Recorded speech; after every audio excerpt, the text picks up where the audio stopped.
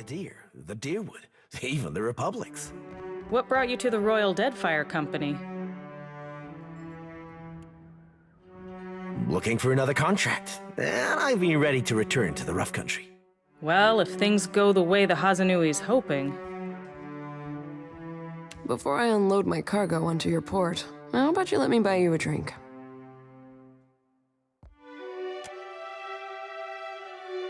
To a good ship and a better crew.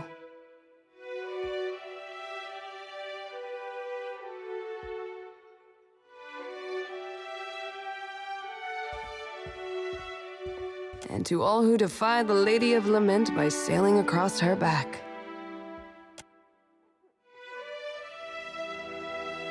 I tell ya, something about all that open water. No, I mean the mortar.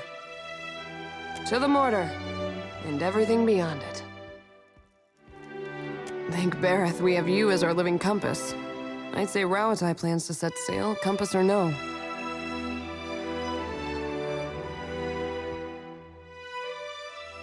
Flatterer. Under different circumstances, I'd be aboard that aimless fleet. Likely as not to die. As things stand, I'm thankful to be under your command, Captain. In a campaign that keeps changing, being a part of your crew makes me feel like I have a hand on the wheel. But now, all I see is open water on all sides.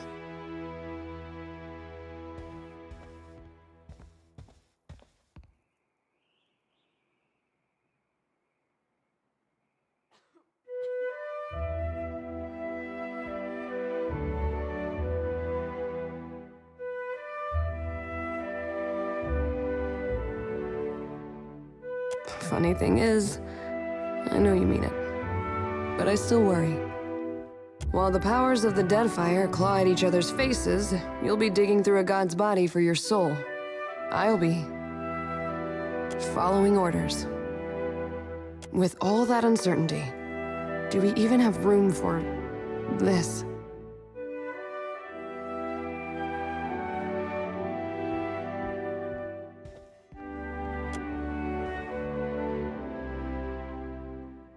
I felt that one down to my toes, Captain.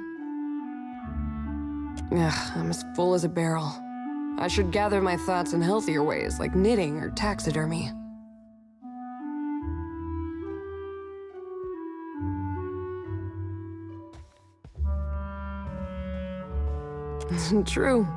True. Captain, when we're standing at the helm, the ship feels unsinkable. I'm glad I get to cozy up to that feeling. Yeah, she's as glad too. Not that his opinion matters.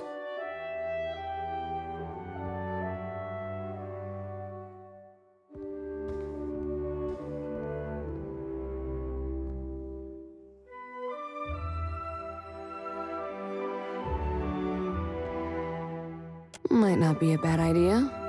Once my head is cleared, I'm sure I'll think of an even better one. They have a special room here for ranking officers. And their guests. That's more of a closet, really. We can just talk. And if it goes any further, we'll know exactly why and how far to take it.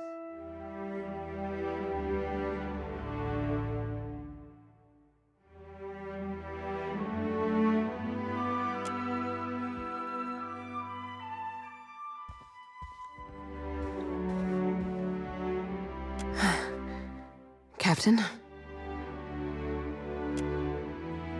Not here. Not now. Well, someone's been doing their morning stretches. Being a captain, a watcher, and the gods only know what else must be thirsty work. Well done.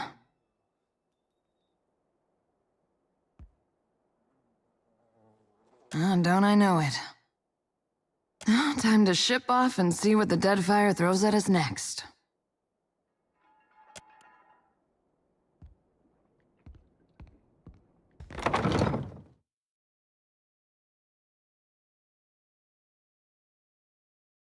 insufferable.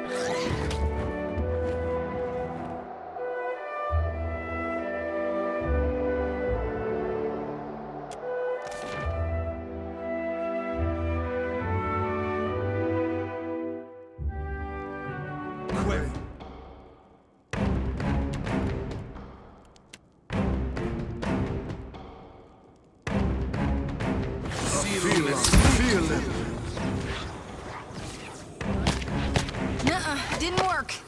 Behold me, mother! No. Exceed.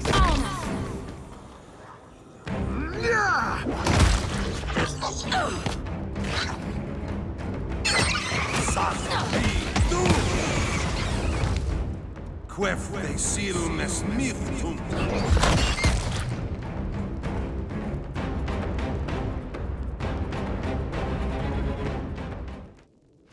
A clever gap?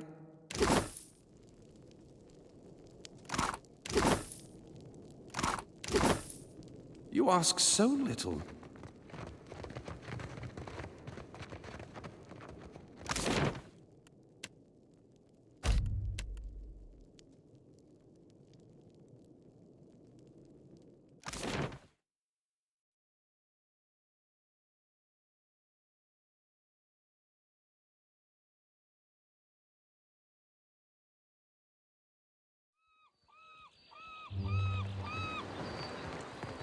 If I had feathers, I would preen them to attract a mate. A mate? We can't have children, Postanago. My feathers are as useful as your stupid tentacles. Oh, do not listen to her, my little ones.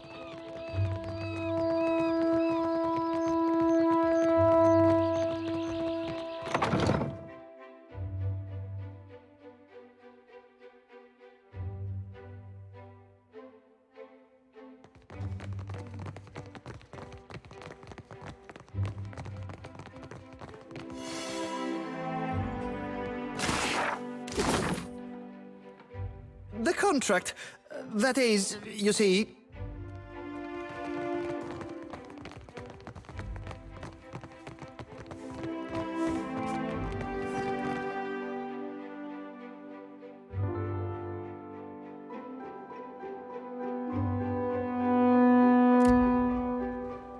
Silence, please.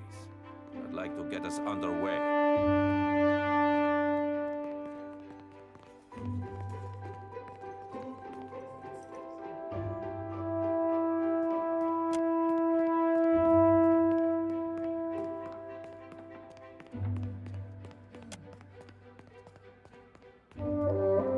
I see you have wasted little time in involving yourself, Lord.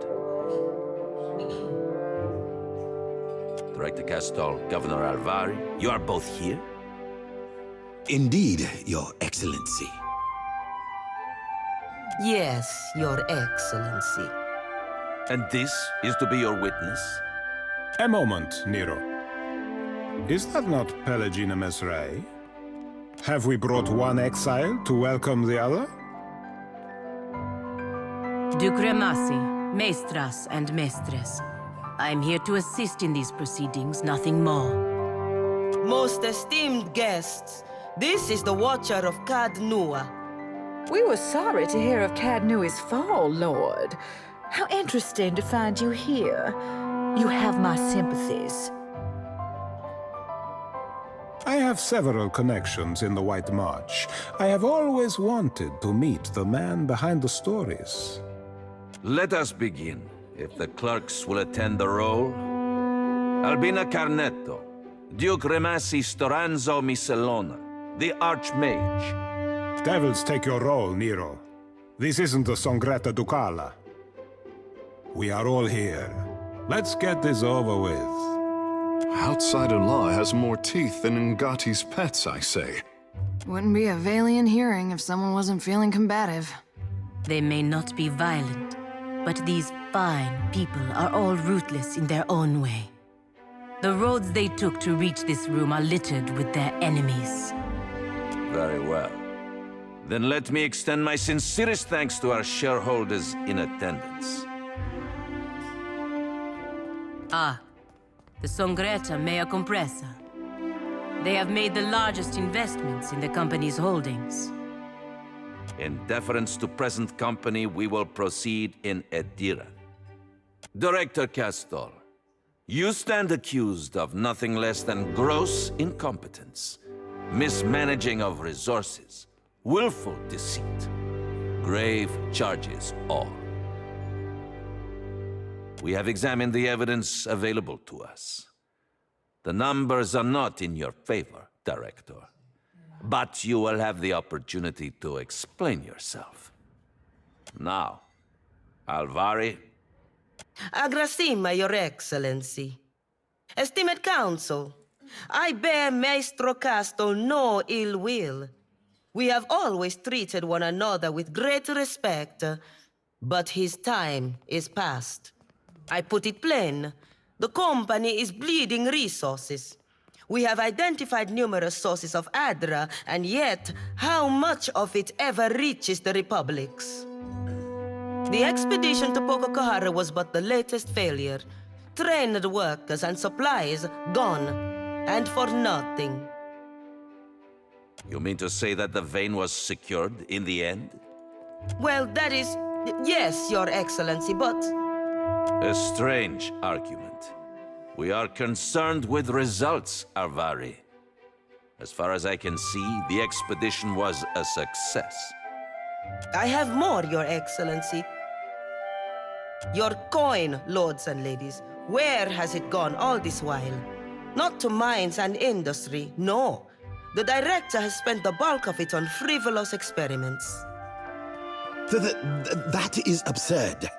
Animancy research has gotten us where we are today. Precisely. Enough, Alvari. Watcher, you have had some involvement in these experiments. Do you have anything to add?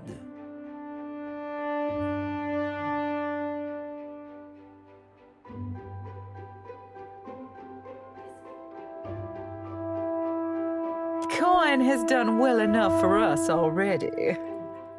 It truly works.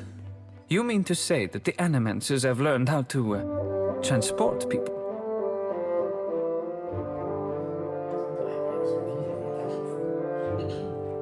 Certainly not.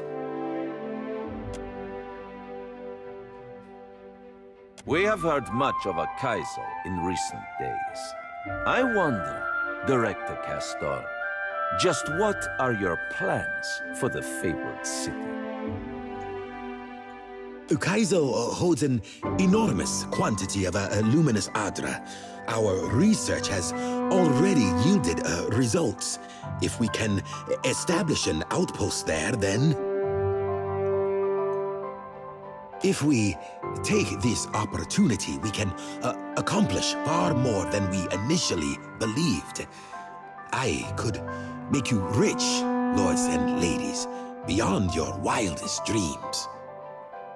You may be rich in a century or two. Have you that long to wait? Some of you perhaps, but all? Dreams are all Castle has to offer. We have scores of Adra sites mapped to detail. Why not focus our efforts there? Castle risks your fortune on illusions. That is true. We have mapped these deposits for years.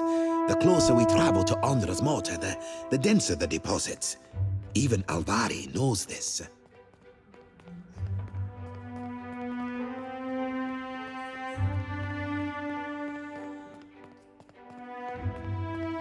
They'll come around.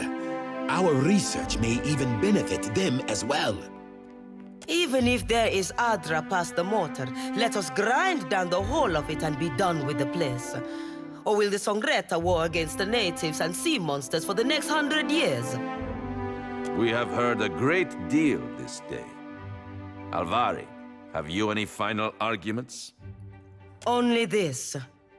That Director Castle has betrayed his station and our trust by allying himself with a Principe captain by the name of Furanti. A Principe captain? You have evidence of this, Alvari? The word of a witness?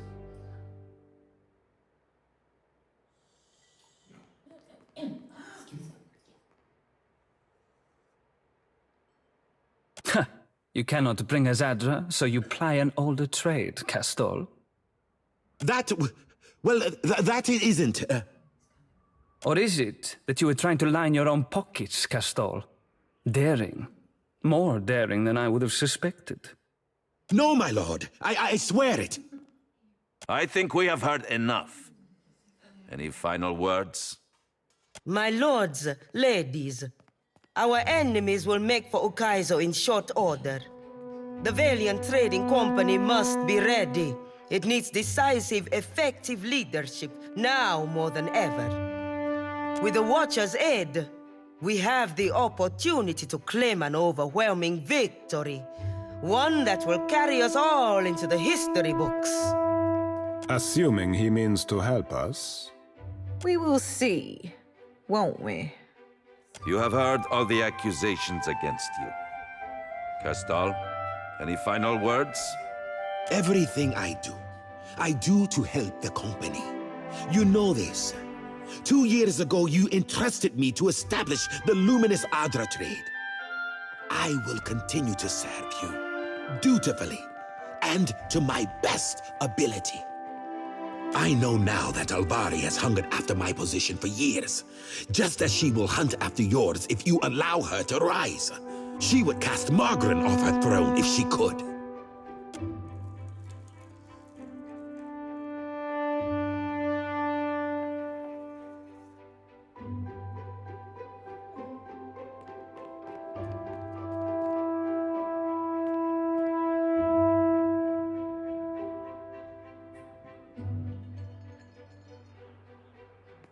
Maestras and Mestres, I cannot deny that Director Castor has jeopardized the company's interests in the Deadfire. But his ambitions align with those of the Republic's. Such ambitions carry risk, but they also bring the potential for your company, for our republics to become the uncontested leaders of the world to come. I am speaking of more than gold, more than prestige. Success will bring the power to shape the future as you imagine it could be. No, as the people in this room cannot yet imagine it could be.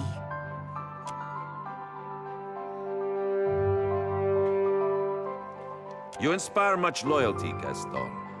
If only it were so amongst your own peers. It is time. Let us put the matter of Castol's dismissal to a vote. All in favor?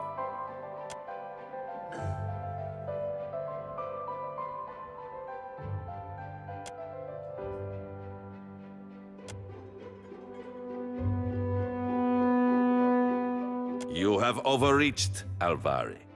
And the Songreta does not take kindly to being called away from our business to indulge your schemes. Sate your ambitions in the living lands. Lueva Alvari, I hereby strip you of your rank and title, and pronounce you exiled from the Valian Trading Company and the Valian Republics by order of the Songreta Mea Compressa. This is a serious mistake. You can't do this to me. I believe that brings this meeting to a close. Agrasima Watcher. I must see the shareholders out, but please, let us speak afterwards.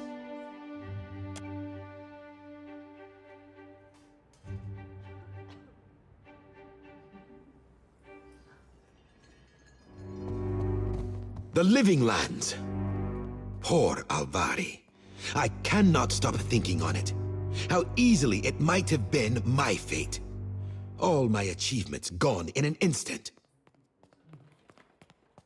Well, she brought it on herself, didn't she?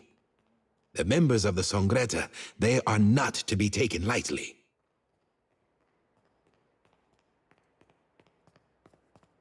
It will be very difficult to forget. Well, I am still director, and our ambitions have not changed. We move forward. The Council wishes for results, so we will give them results. The Royal Deadfire Company will not sit idly by while we claim Ukaizo. If we set out now, they will do everything in their power to stop us. Which means we can no longer afford any doubts about where our loyalties lie, or those of our companions. Captain, I'm a soldier. If you pit my needs against the needs of Rauatai, I'll lose every time. No captain of mine sails against the homeland. It's that simple.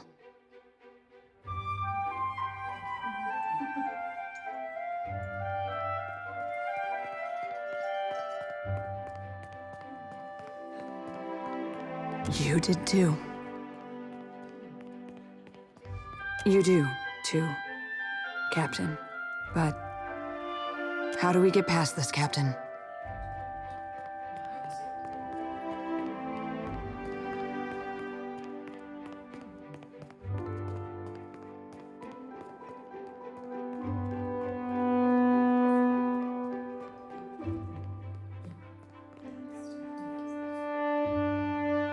You're awfully cute when it suits you.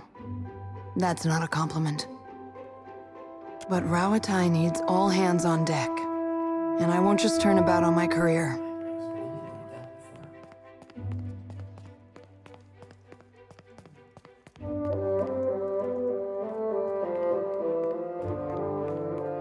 Well, sometimes it takes more than a punch to make a dent. You should know that already, if what I've told you about is any indication.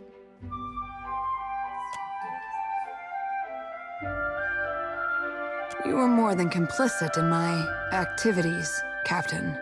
I seem to recall you handled yourself well enough. And I want you to get out of this in one piece, Captain. Eora is better when you're around, but you don't always know how to get a job done. It can be more straightforward than you allow. I knew this couldn't work. Knew I was fooling myself.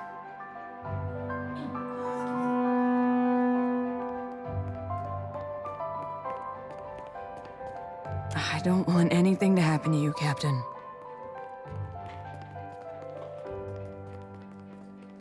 I guess we're done with each other. Unless I happen to catch you in my sights.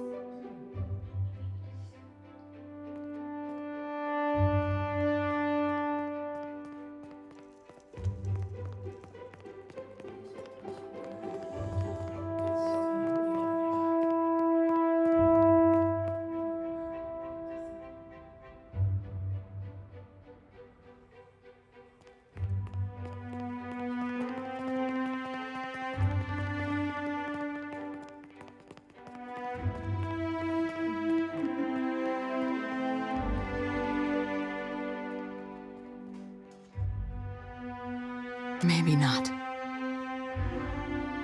Come along, Ishi. It's back to just you and me. An unfortunate business. We may not officially be at war, but some of the less expected consequences feel much the same.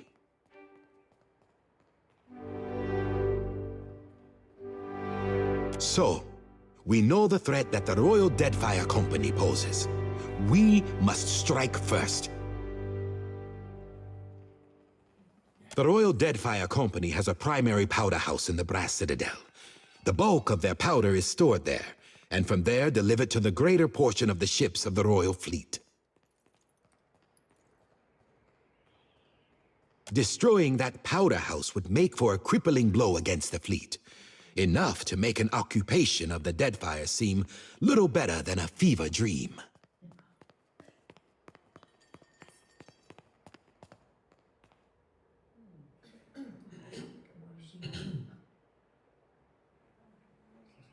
Of course, the building is very well defended.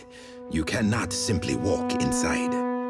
It might be impossible if the Royal Deadfire Company had not decided to use the Adra formation inside the powder house as a source of illumination. With Alet's machines and your talents, walls are little obstacle.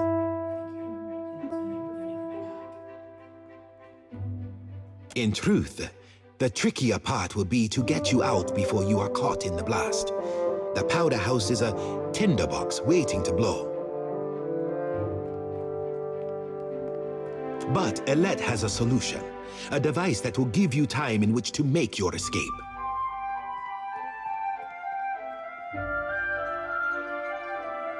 She will explain more. She waits for you at the spire. Remember, be cautious. If anyone learns of our role in this, we may wish that the Songretta exiled the both of us.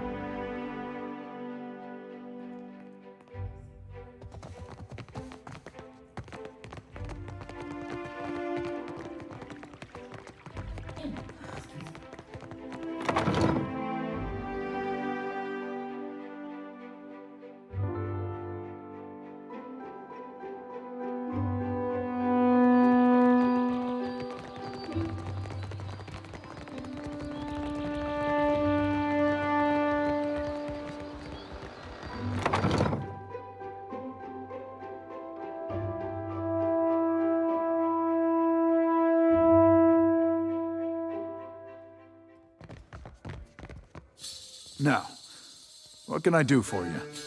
You see anything you like, you let me know.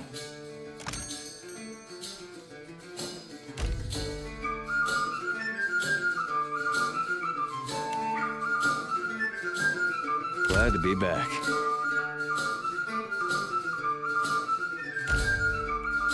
This indignity will not go unanswered.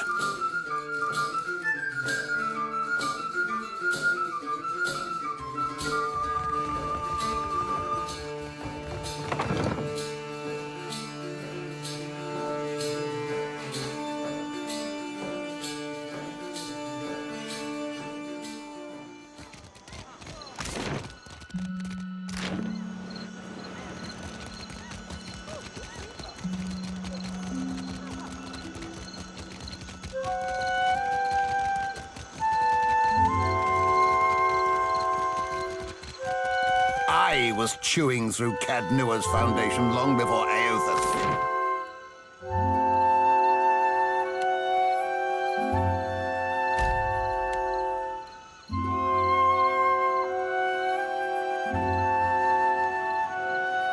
What?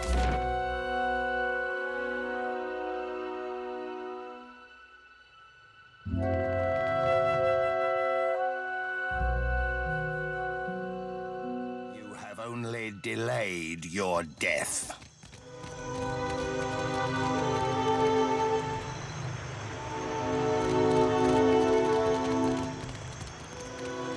They don't don't pay me enough to deal with mercenaries. There you are. We're just about ready. You know, when I started working on all this, I didn't really think we'd end up using it for this kind of thing. Guess it should be interesting at least. You'll spoil our luck asking questions like that. Ack, the plan. I will keep it short. Unfortunately for our friends in the Brass Citadel, there's an Adra pillar in the powder house. Used it for illumination, if you can believe it. That's a torch to the powder stores, and everyone in there, yourself included, goes up in fire. So, I have a device for you. It will explode after a delay. Time enough for you to get clear of the blast. Plant the explosive too far from the main stores, and they will isolate the blaze and save the tower. Too close, and you will have gone a long way to kill yourself. My suggestion is the vats. You'll know by the smell. In any case, you will have to find your own way out. I won't be there to transport you back to the tower. You'd better be sure that you're ready. Right, so, one more thing. Don't get caught. And if you do get caught, make sure nobody's going to report seeing you. Whatever rests lightest on your conscience, nay?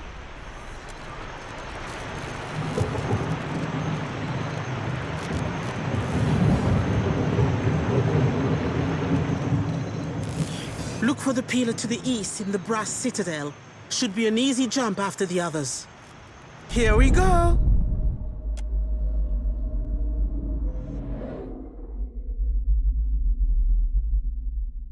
Indeed nuts. Pardon me as I indulge myself.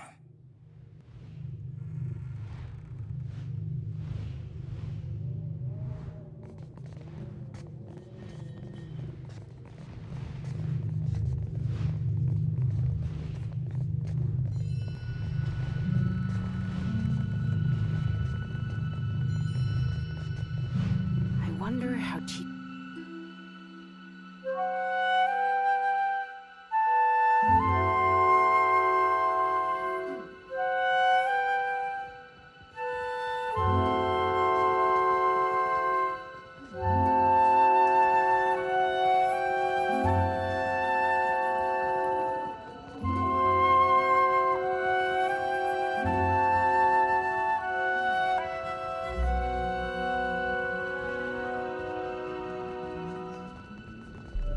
Stop right there. The powder house is closed except to officers of the Royal Deadfire Company.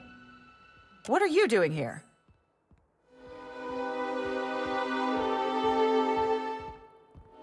Fine, but no open flames in here, understand? And don't go downstairs.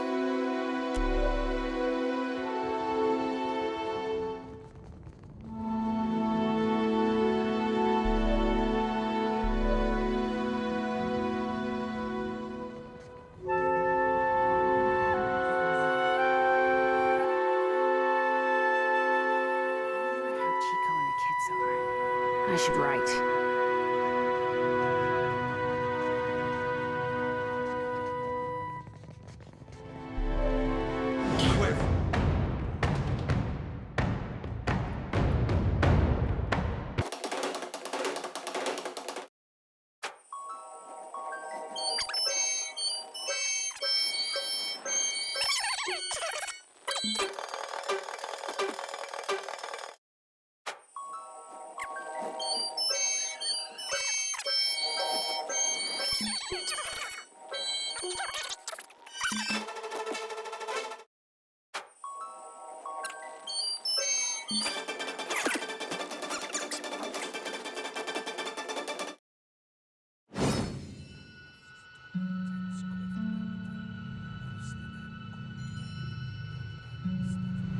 Child's play. I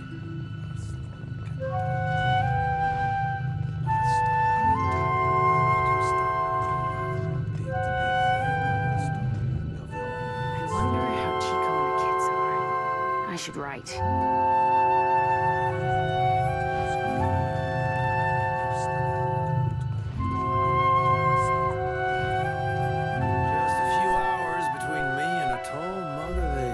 Ever wonder what happened to your until old my pets, transfer. Watcher? I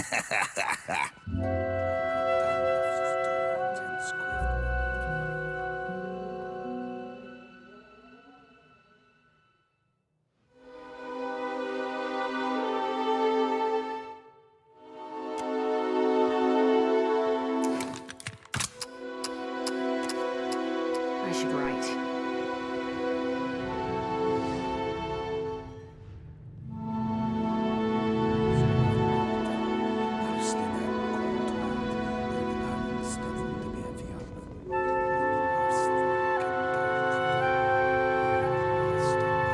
Everything in order? Everything in order?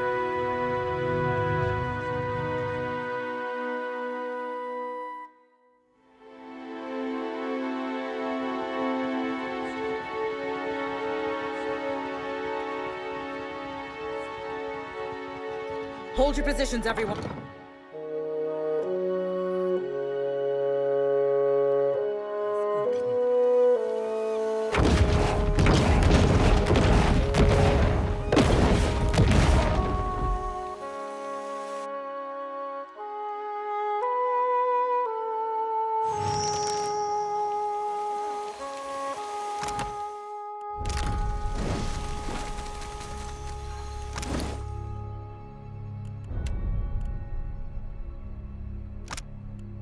You open Wodika's book, but the goddess does not appear. You stand alone in a void of ashes and drifting embers.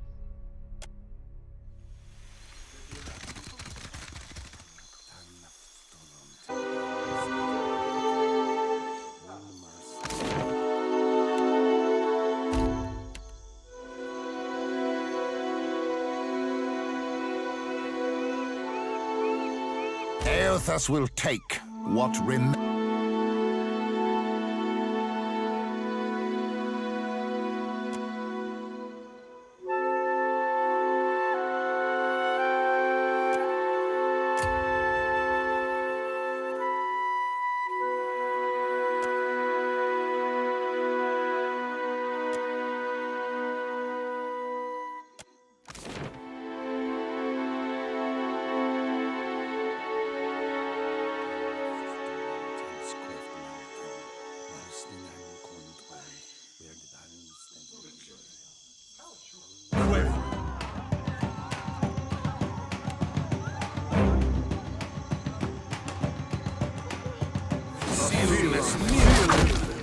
That dog won't hunt.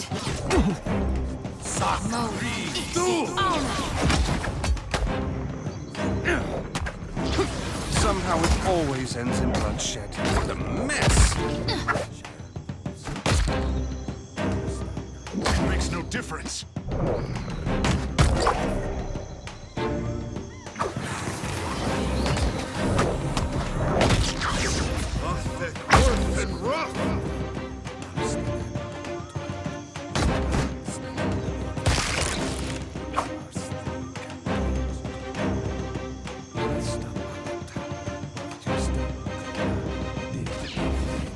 What's our plan? You ask so much. So much for the clothes.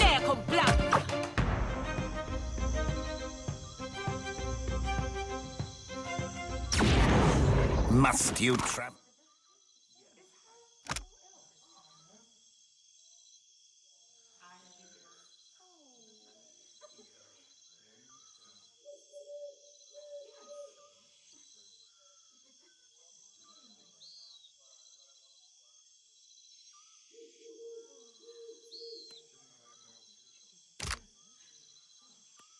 With every godlike in the archipelago.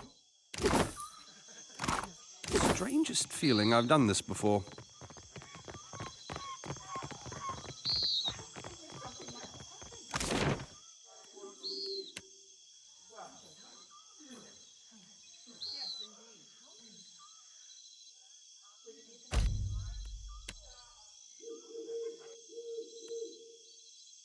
This.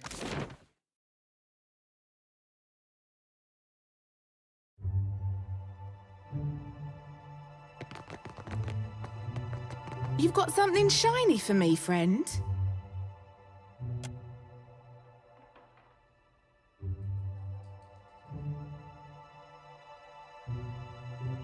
Ordinary inspection.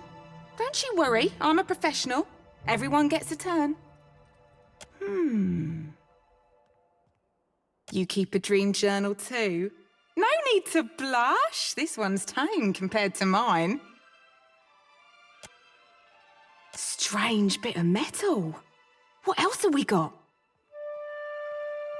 What's this? Some kind of fang you stole off a critter? Now, isn't this an odd trinket? You've got quite the collection of odd metals. Give me a little time. I wager I could knock something together out of all of this.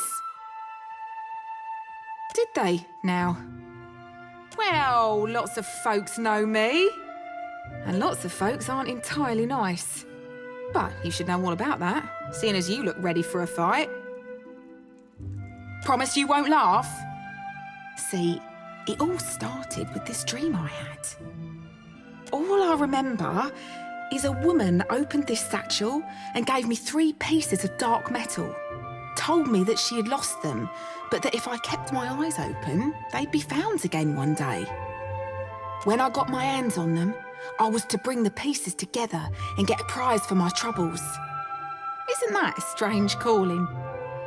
I was just a girl when I had that dream, but it stuck with me like hagfish to the roof of my mouth. So if you find any unusual metals, you bring them to me first, yeah?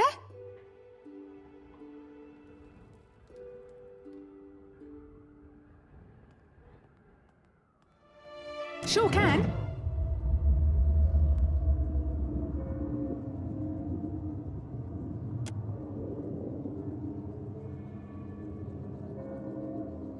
That should do it. Looks like these pieces fit together into an elegant and, dare I say, fashionable crown. Try it on. I want to make sure it fits properly.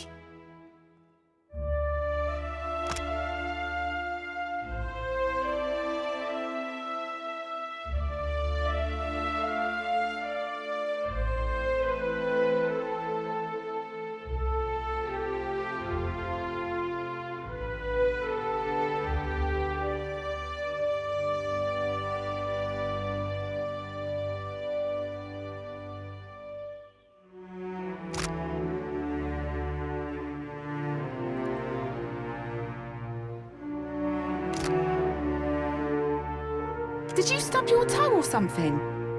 Your face did go blank for a moment there. Here, a pinch of this always does me good. Small price to pay for realising my destiny. Go on then. I want to see how nice you look.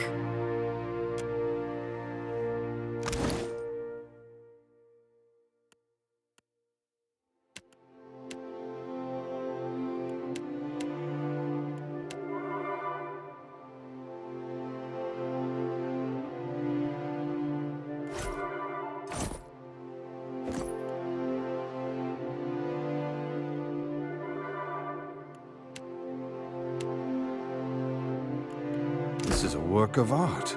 My, aren't we regal? That's yours.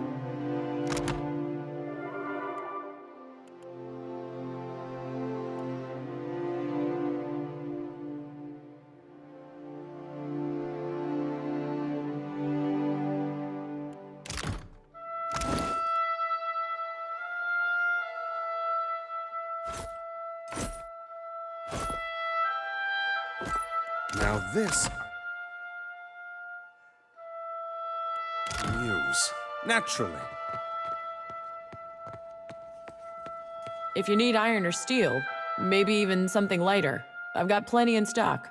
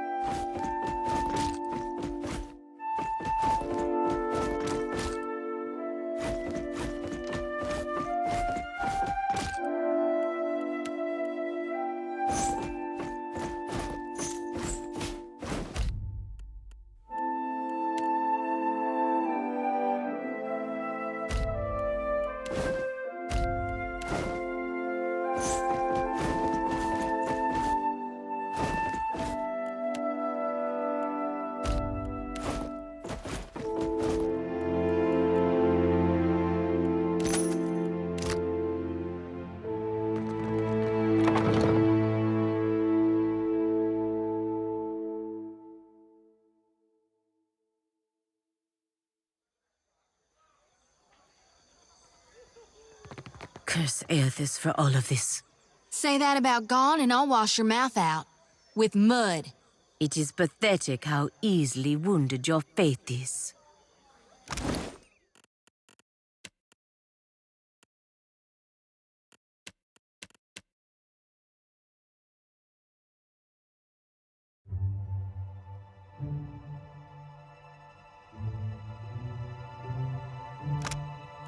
You open Wodika's book.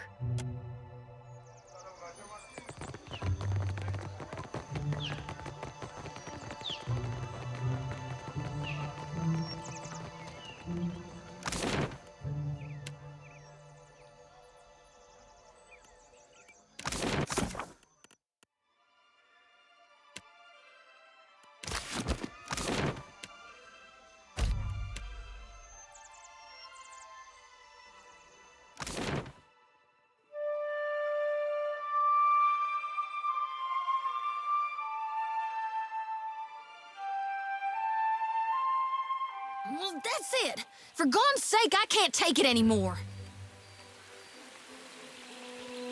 Oh, I'm seeing red all right everywhere, and it ain't a passing vision. Palagina, we're gonna have words, you and I. And maybe you'll even apologize.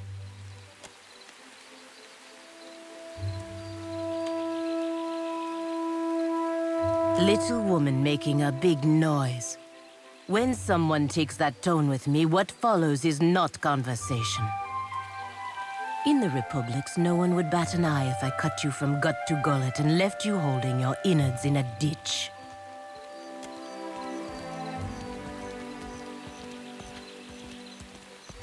You can throw your threats around in an attempt to avoid this, but it won't work. I want the air cleared, at last and for good. The problem is, this featherhead doesn't know when to stop squawking obscenities about the gods, Watcher. I've been turning a deaf ear for too long, disgracing both myself and my god, ignoring the no-good, sour-sounding, moronic blasphemy that spews out of her mouth. Percam Blanca. Another frail faithed priest has come to mumble tearful protestations because I don't see the world with their blind eyes. I'm sure this will be as fresh as a pasture full of cow droppings. I'm working my way down from active disdain to slight regard. I'd prefer to give the lot of them as little of my time as possible. The more she disparages the gods, the more she tempts ruination on her very soul. I can't just let that happen. Besides, her arrogance irritates me. Of course you see it as arrogance. You surround yourself with believers. The very idea of disbelief offends you. And little girl, you have no idea what it is like to grow up being godlike. So do not presume to know what it means about my soul or my life. That's why I asked you what it was like. But instead of ever telling me anything, you just give me insults or a cold shoulder. In this, it's her or me, Watcher.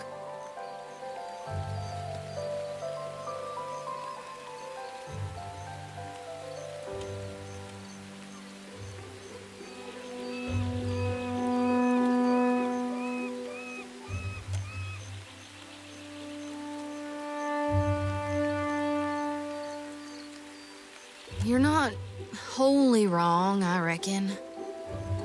If after all you've seen, Watcher, you really believe that we're both right, you're an even bigger fool than this one. Anyway, I'm not the one who got upset. I'd just as soon get on with more important things. Guess that leaves me to apologize. I'm sorry, there I said it. But don't think it'll happen again. Mythical, that's it. I've had enough of this simple-minded girl's idiocy. It isn't enough that we're looking for her god. She has to constantly spew her meaningless theology at everyone in earshot. What, I can't even talk while I walk now? Am I supposed to take a vow of silence for our heathen friend here?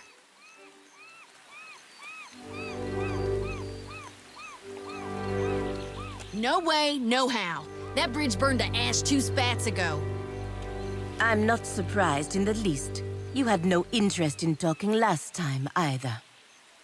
If you want to get right with me, stop asking me about my faith, my soul, Hylia, and Mythical, everything else that I have no interest discussing with you. You keep telling me the clergy don't do anything, but here I am working to get you to open up. And what do I get for my persistence but resentment? This is absurd, Watcher. Why should anyone have to listen to this nonsense?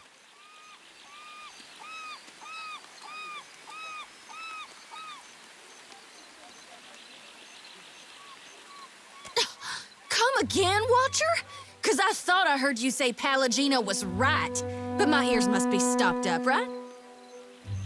Good. Hopefully now we can put this behind us. Agrasima, Watcher. Mythical, that's it. It isn't an— What, I can't even talk while I walk now? Am I supposed to— If you want to get right with me, you keep— This is absurd, Watcher. Why should anyone have to listen? Incredible. You're still taking her side. I thought that what we went through in the Deerwood was worth something. Well, I sure would love to rub this in your face, Pallagina. Instead, I'm gonna say this. I'm always here if you want to talk.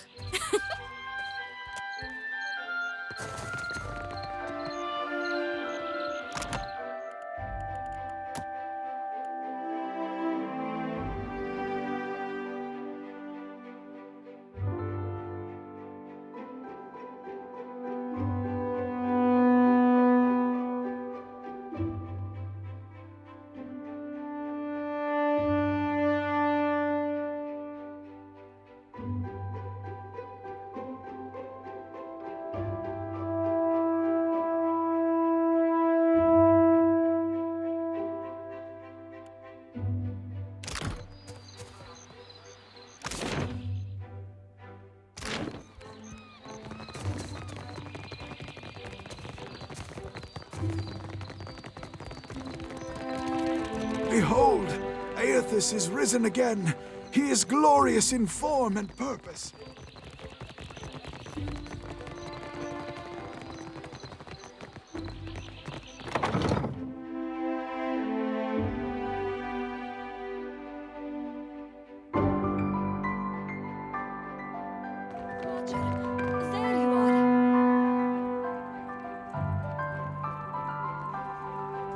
Good thing I caught you. The Queen has summoned the Director to the palace. Something about an explosion. Castol asked that you join him as soon as possible. The Apreta, please.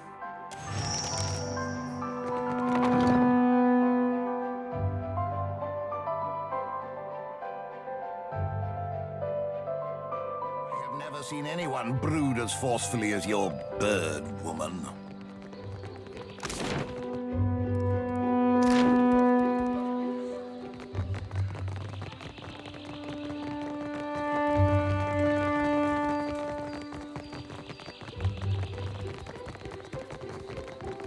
Did you know you reek of that hagfish you carry?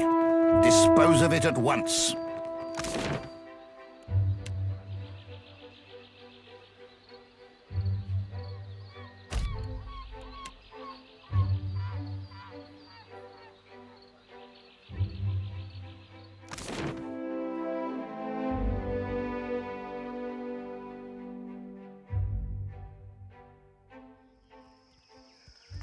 I know you were expecting different from Eothas. I was too. I just thought for sure I'd have my answers. Now I don't know what to do. You'll figure something. Something will feel right to you. Guess I might will then. Thanks.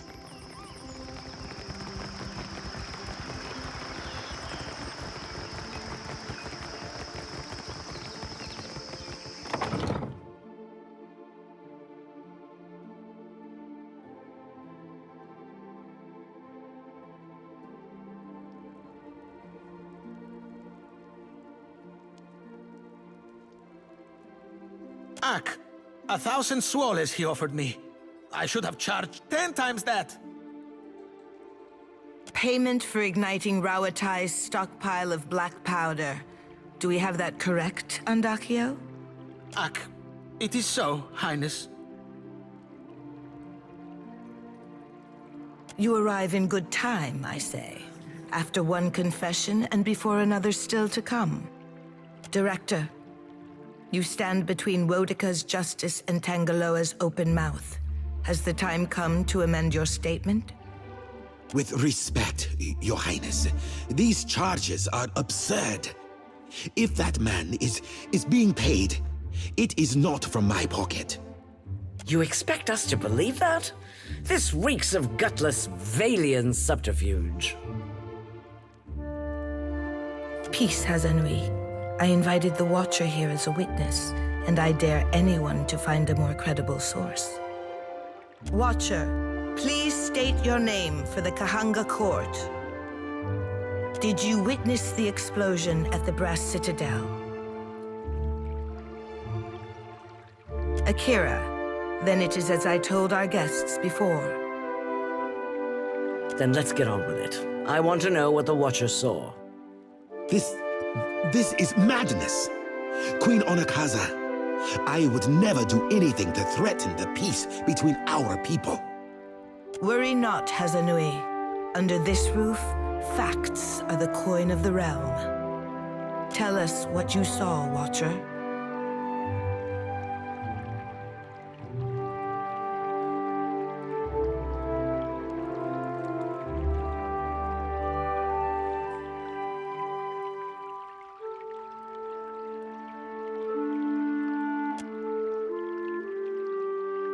It seems I have wasted everyone's time. To be sure, an embarrassment. Well, no offense is taken, Highness. The loss of the Powder House was a great shock to us all. My condolences, Hazanui. What is going on? Someone murdered my people and left a crater in our stronghold, and I am not leaving until we get justice.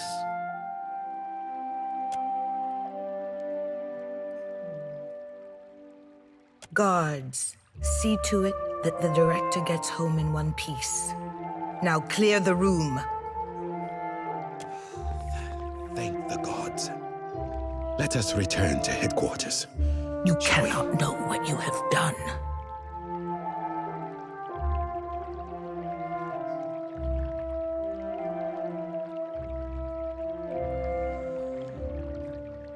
Shameful, and nothing to say for it. Go and see what becomes of your true alliances.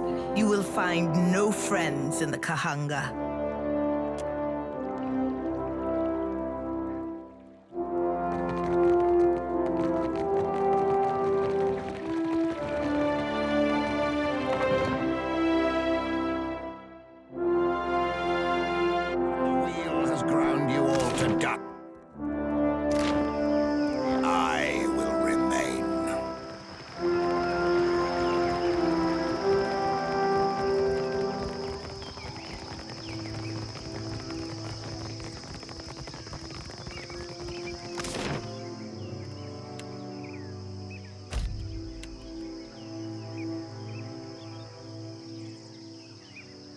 How do...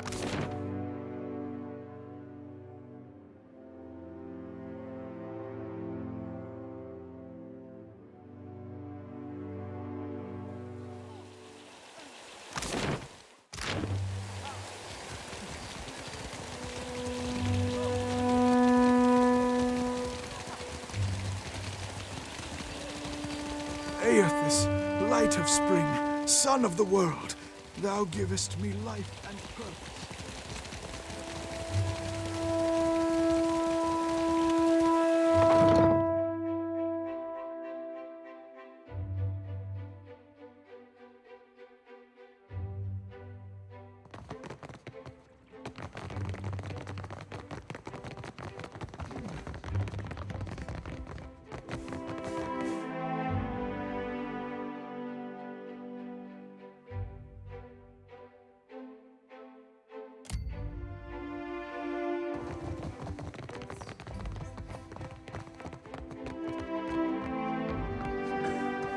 Helia, have mercy. My heart is still racing. For an instant, it all hung in the balance. And you came through beautifully. I never doubted you. You have been my truest ally in all of this. Would that I had 10 of you. A perfectly executed plan, and for your part in it, your just reward.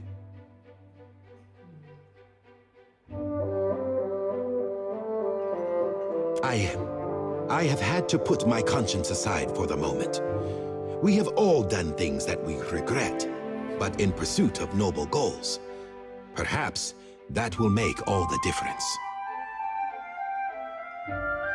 Even with the Royal Deadfire Company out of the way, I cannot imagine that our pursuit of Ukaizo will go unchallenged. We do have an advantage, something no one else has discovered. A way through the storms. The Animancers have a device for your ship, something much like their equipment at the Spire. The fleet will meet you at the edge of Adra's mortar, and defend you from any threat that may arise. Once you are in position, the Animancers will transport your ship through the Between and to Ukaizo itself, the culmination of all your work.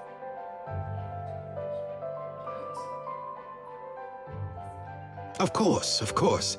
I dare say nothing in this world can stop you, Amico.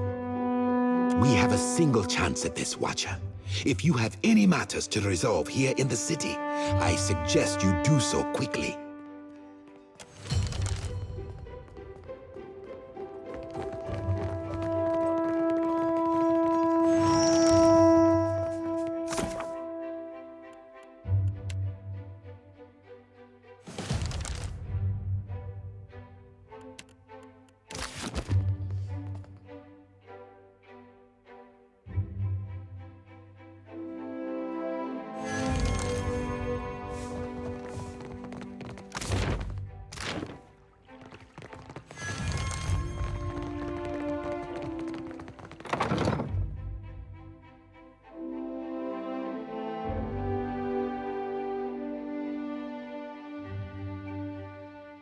Time, I will secure a body that lasts.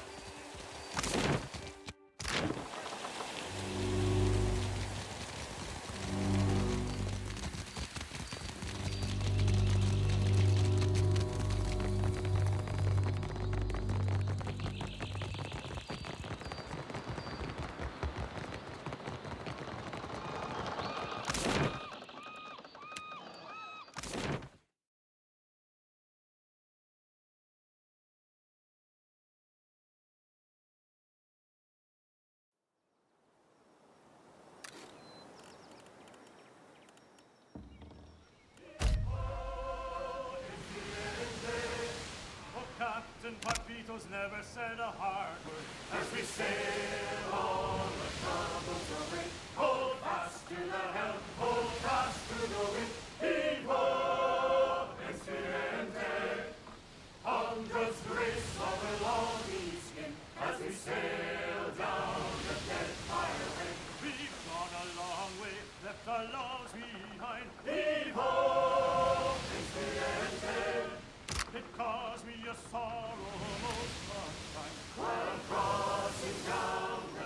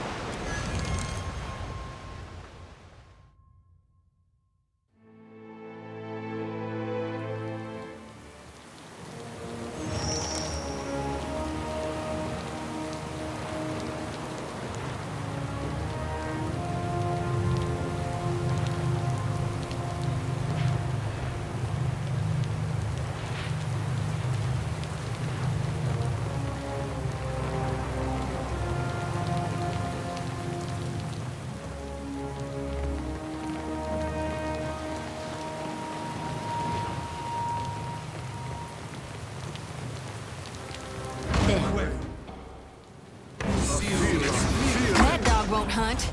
Shall we begin? What's our plan?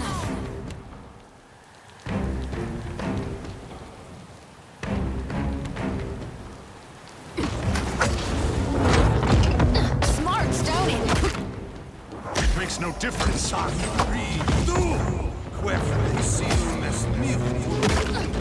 hardly seems fair. Worth and rough.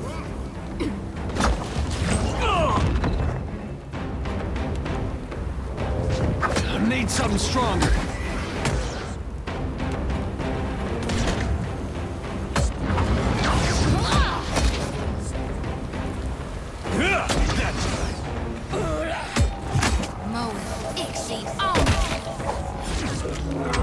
It makes no difference. Somehow it always ends in bloodshed.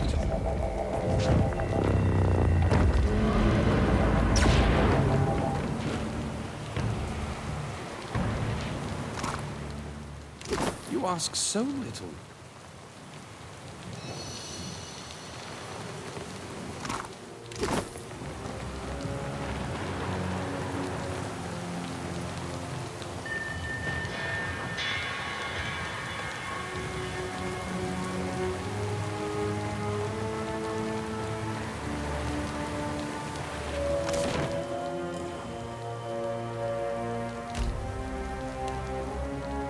Did you?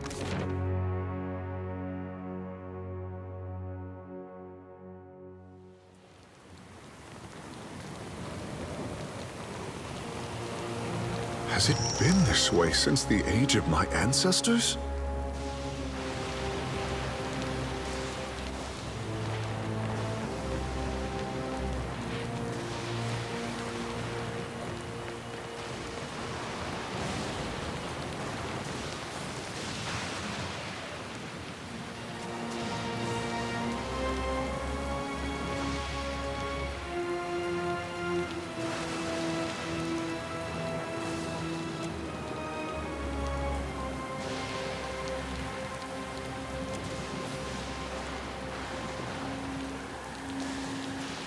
Gilded Vale got its name from the way the wheat fields used to look in the sun. But this place really is gilded. Might as well be a different world.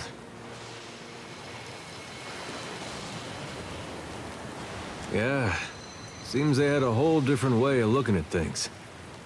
I'd say I like this one better, but the truth is, neither one seems any closer to me. These great people got a funny way of passing on. They disappear from the world, but leave their problems behind for the rest of us to deal with.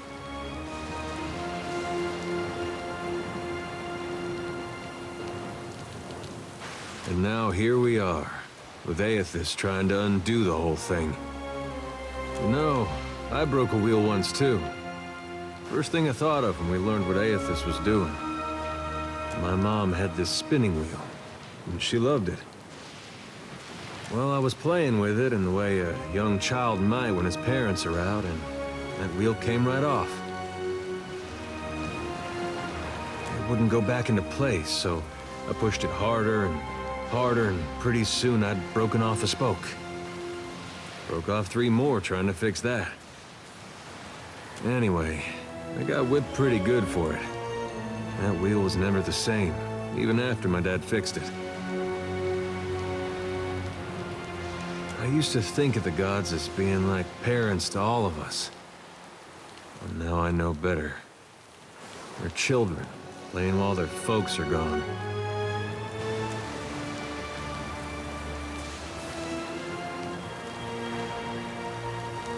Once again, it seems you have led me into a divine mess.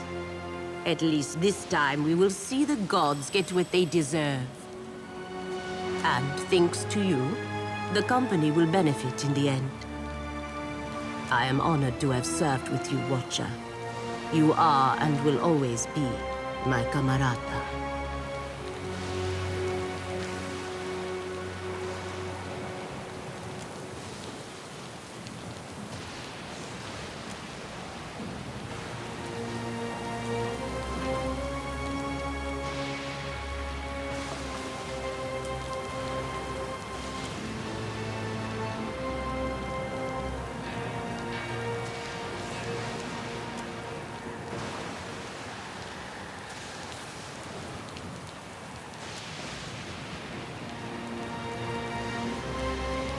Let us go.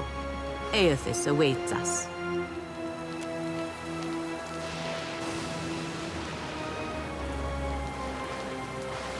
We gonna do this or what?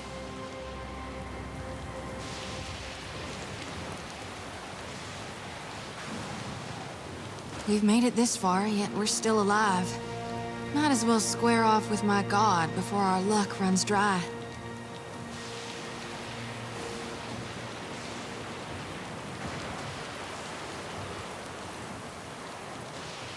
Reckon it was.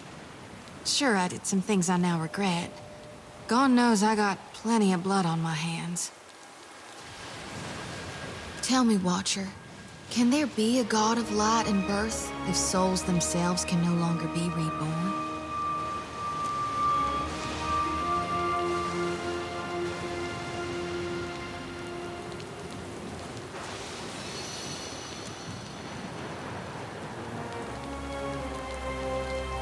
Sure do. If Gon wants you dead, I figure he can do it himself. Besides, the part of him that's been stomping through the Deadfire didn't much help me at Malgren's teeth. I thought it'd be different how it turned out, but I couldn't dream of any other way. Now then, shall we go face my god for one last time? Find out what it is we can or can't do in these end times. Whether we're meant to wither or thrive. Consider me your second shadow. I am thinking that Eothas has come this far, and he will not wait on you before he finishes what he started. If he shatters what is sat in the heart of Ukaizo, this action will ripple beyond the Deadfire, beyond life as we know it. The Huana could use a change, an upset, something that gets them working together. History has shown that we thrive in adversity. The land of my mothers, as real as anything that rises up from the bed of the sea. Also, smaller than I expected. Well, this should be as interesting as the last time I confronted a god-possessed Adra Colossus.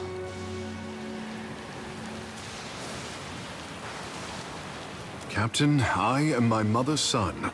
I have seen things you would not believe. What say? Shall we find him, Captain?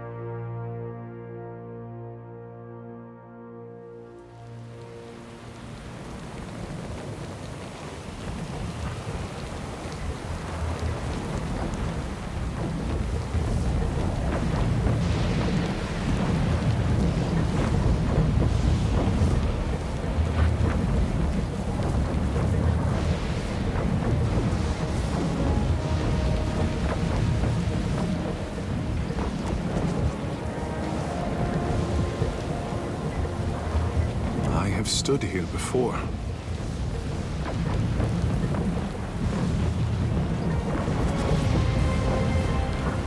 As a boy, I dreamed of a tower made of water.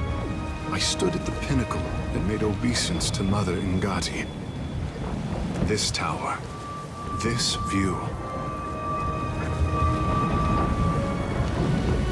Yakara, just so. Ngati's covenant, the first form of water shaping. It is here, waiting for me.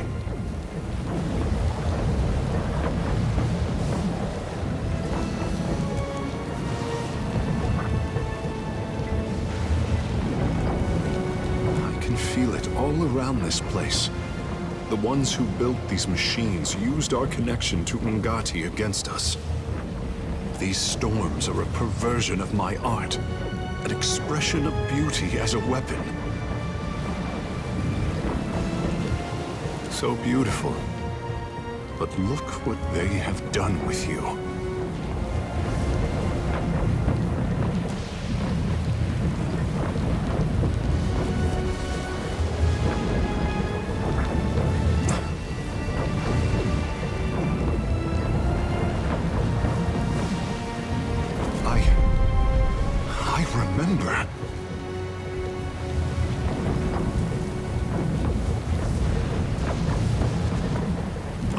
The tremor that inspires the tidal wave. The pebble that calls the avalanche. Mother! Your son has found his birthright where you left it! My people never doubted that Ngati's Chosen would find our ancient gift. Nakara, I did not share their confidence until now. I am ready, Watcher. Let us finish what we started.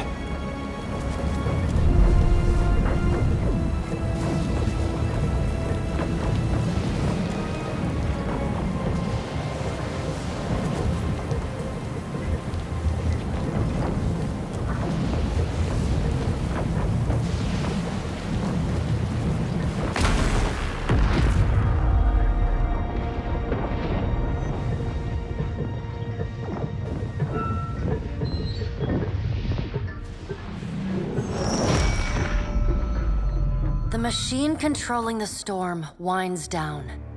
The clattering of its machinery settles into a low whir and then, at last, hiccups to a halt. Beyond the tower, the black, roiling clouds of Andra's mortar roll away from the ancient city of Ukaizo, with only a tired sigh of wind to see them off. And on that last breath of wind, comes to you a familiar sound. The ring of a bell. The bell's ringing is soft, not the clangor and torrent you've grown used to.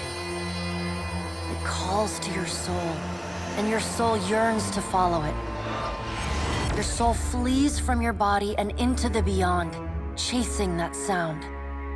It leads you at last to Berath's realm, to that cold platform and room of endless doors. Watcher, your journey nears its conclusion. The pallid night stands before you, her gaunt face impassive.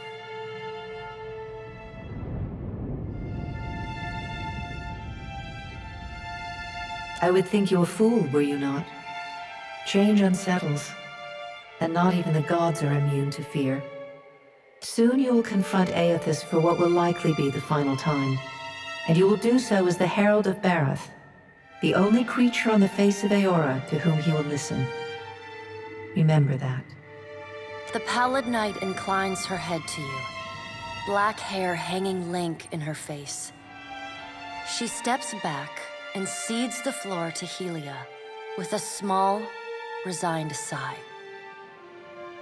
If Eothas truly intends to go through with his mad plan to destroy the wheel, a generation's worth of souls will be trapped in the in-between. So many would suffer. How can Eothas be so cruel?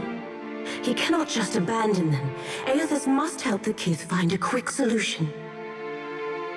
Abaddon strides forward. Eothas thrust this crisis on the Kith. They did not bring it upon themselves. Their only mistake was entrusting us to watch over them.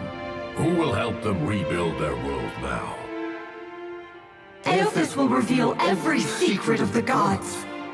Will Kith be able to change the established order if they have no wonder to inspire them? Eothas must help them resolve this quickly, lest every one of Eora's few remaining mysteries be laid plain.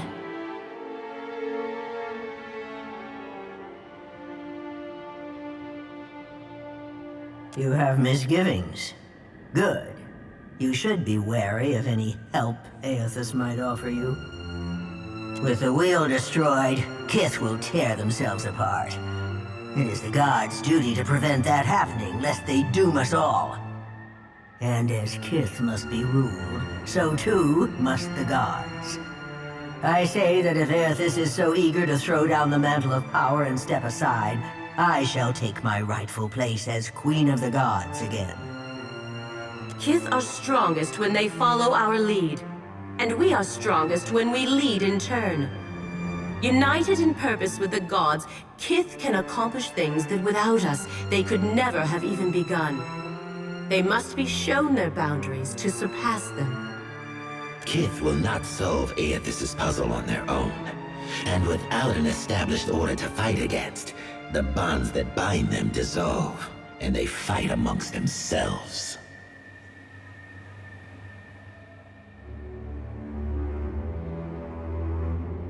Boudica's firm hand is but the motherly smothering of Helia by another name. Mortals should have no special advantages. Only once Kith have striven to improve themselves through trial will they truly know their measure. Kith must suffer to find their strength if they are to survive the world into which Eothas drags them. Our intervention in your struggle would be a cruelty and counter to our purpose. He lets his words hang in the air for a moment. Gaze, level with your own. Indeed. Kith must discover for themselves what it is they are worth, and of what it is they are capable. What we do for them, they do not learn for themselves. Trial breeds ingenuity. If our work of generations was not in vain, Kith will succeed in spite of Eothas' actions. I have faith in Kith's ability to meet Eothas' challenge. Do not mistake my words for indifference, Watcher. They are born from a fierce belief in your potential, not a refutation of it.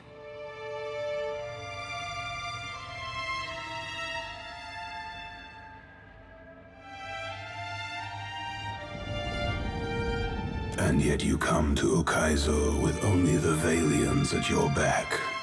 All that Kith stand to lose, and even then your leaders could not join hands. Squabbling instead over prestige and resources. You believe that will change when my final death comes calling? You are a greater fool than I thought. Margaret is blinded by her affection for mortals. She does not see that entropy is the destiny of all things. If Eothas were wise, he would destroy everything. End life, end reincarnation, end death. Kith have had their chance. It is time to let silence reign. As Rimmergon's words fade, the Pallid Knight returns. She no longer towers over you, a giant even among the gods, but meets you at your height. She lets the arms crossed over her chest fall to her sides. She speaks to you openly, plainly, an expression almost like tenderness, turning up the corners of her lips. Well, Watcher, you know where we stand. What do you believe?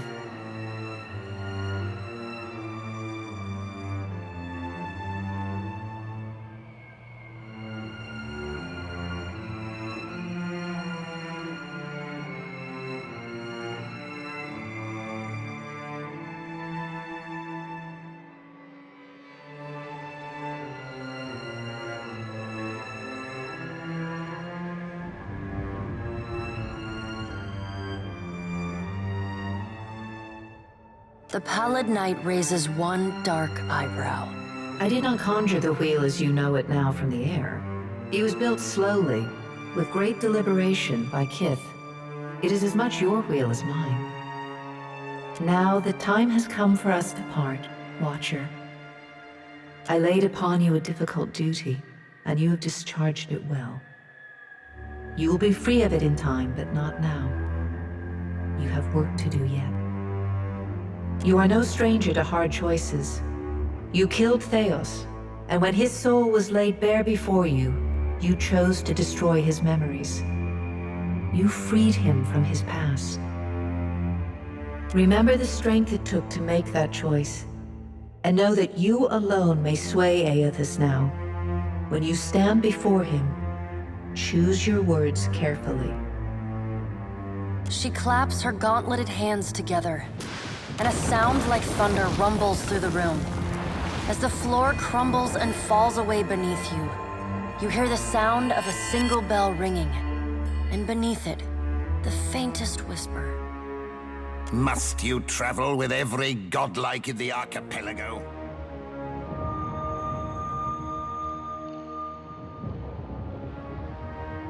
You keep falling asleep on me, I'm gonna have to start walking behind you with a pillow. Oh, by the way, the storm's gone. Also, I think Eothas has ended the world. It is good to see you awake. It seems the storm has passed. Do not touch the machine again, I say. The delicate fish can only take so much.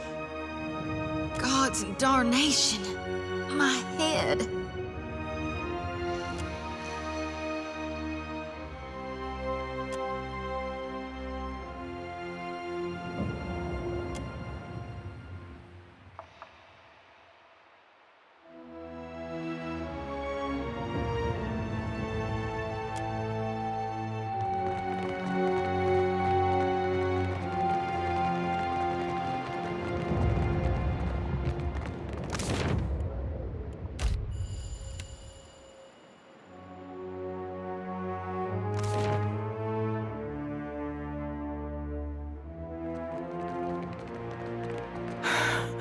I see that Ngati continues to test me by sparing your life. Wresting Ukaizo from the Huana was not enough. I see you had to corrupt Ngati's chosen as well. My queen, this is not... I have wasted enough words on you already. You are nothing more than Ngati's foul sense of humor. How wrong we were. Ukaizo is diminished for you standing here. I will bring the dignity of this city back to the Huana.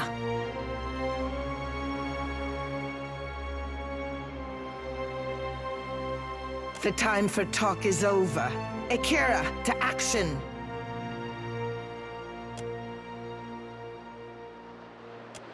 Ready to brawl?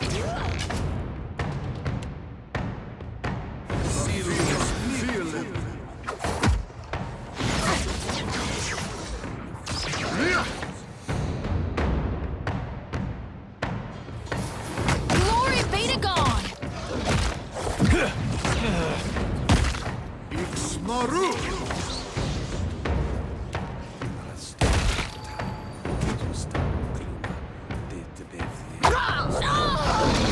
That dog won't hunt.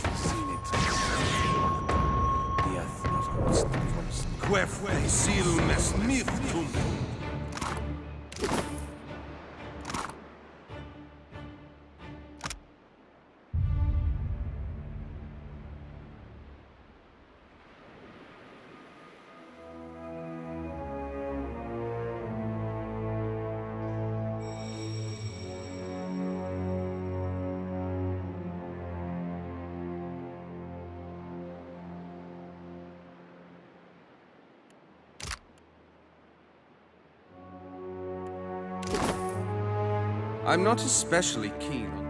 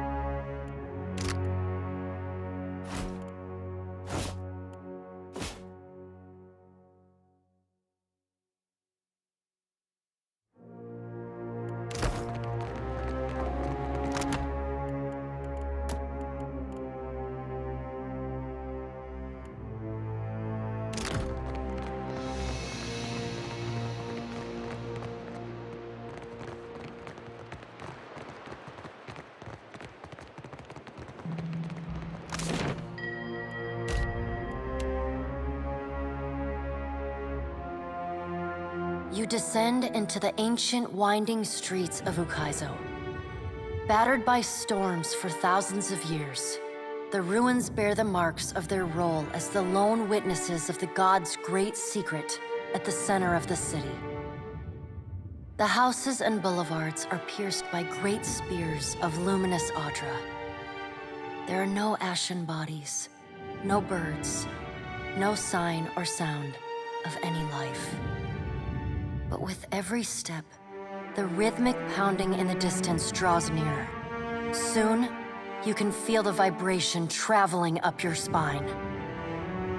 As you approach the center of the city, the weathered architecture gives way to more luminous Adra, piercing the ruins, eventually overtaking them entirely. Cresting the top of a fallen tower, you finally get a clear view of Eothas. He stands, legs astride, next to a great stone monument ringed with 11 cavernous alcoves. All but 3 hold a gargantuan skeleton, bones scrubbed clean by the city's storms. An immense Angwithan machine floats above the monument, suspended by invisible energy emanating from a well of light beneath it. Great brass rings spin around a core of metal and Adra at the machine's center. Periodically, Eothas's massive arms swing back. The movement alone is enough to draw great gusts of wind toward him. When they come down on the machine, the impacts are accompanied by eruptions of electricity, fire, and smoke. The hundreds of luminous Adra pillars across Ukaizo sympathetically dim in a rippling wave that spreads out from the machine. The only safe route to the god is a steep ascent along a monstrous pillar of luminous Adra. Intertwined with fragments of Ukaizo's ruins that it has carried through the centuries, the pillar bends in a long arc, towering above the machine.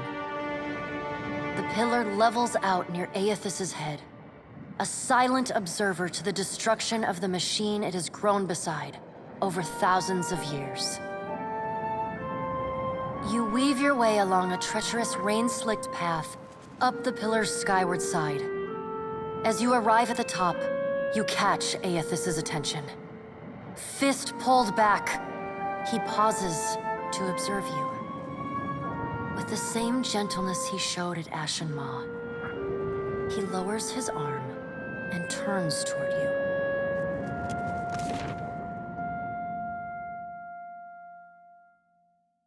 Strange to see Ukaizo in this way.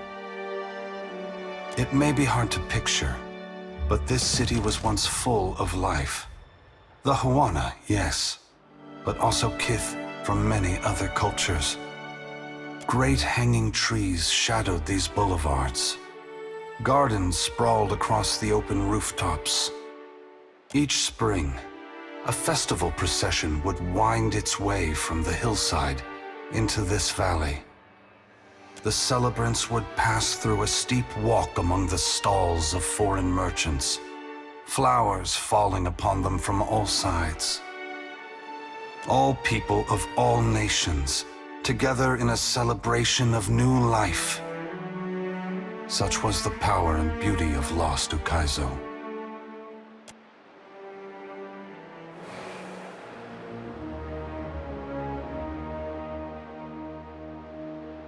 Been a while, old friend. Widewin, I did not think to see you here. But few things go as expected when the Watcher is involved. We were a good team, once. But this isn't what we fought for. Ain't you just burning the harvest because you planted the wrong seeds? An astute observation, old friend. Consider instead that I am giving the soil back to those who till it. Spring must always follow winter. As long as there are people committed to finding the other side of change, the agony will not last. But thank you for challenging me as you did in fairer times. I haven't forgotten the lesson we strove to impart. You're welcome, I suppose.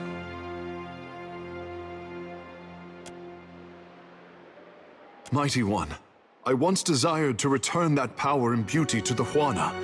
Now I wish only for the tribes to find it themselves. If not here, then elsewhere. Was I wrong? Have I failed them? Tekehu, the gods have already decided so much of your life. I would not shape what remains of it.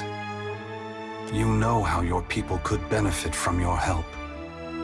You have also come to see that this life is yours to live as you choose. Deciding what course to take is not easy. But if you do not choose, your life may pass you by as you stand at the crossroads. If we don't fix this mess you're about to cause, the whole world is gonna look this bad. I mean, it's a mighty heavy load you're putting on our shoulders. I just hope we can carry it. As long as there are people like you in this world, Eder, I truly do. This power has always been in the grasp of mortals. Now you will finally be aware of it. Now you will be able to decide what to do with it. Gon, please, I'm begging you. What do I do following this? How am I to best serve those still living, to improve our future chances of survival? The Deadfire and the Eastern Reach are full of animancers, women and men with brilliant minds who can solve this great problem. They will also need people with brilliant souls, like you, Shodi. People who can tend to the spiritual needs of the world in a time of fear and desperation. Remember, the flame you bear is not only light, but warmth. Provide comfort to all who need it. I want you to know, I appreciate what you are doing. But Pallegina, you do so only because in this, you foresee the death of my kin. We have wronged you. We have wronged all mortals for far too long. But after this moment, you may see a change in my brothers and sisters. Humility can be good for the soul, even a god's. But what of you, Watcher? Why have you followed me? Have you come to bear witness to the breaking of the wheel?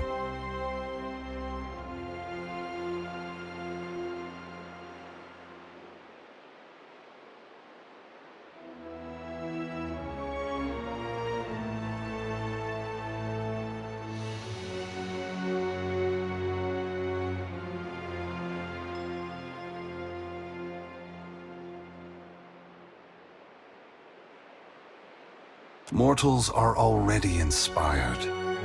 It is what has pushed them on for hundreds of generations to reach this point in time. Animancy is poised to go far beyond what we Ingwithans ever discovered. Why does Helia think I should lend more power to mortals?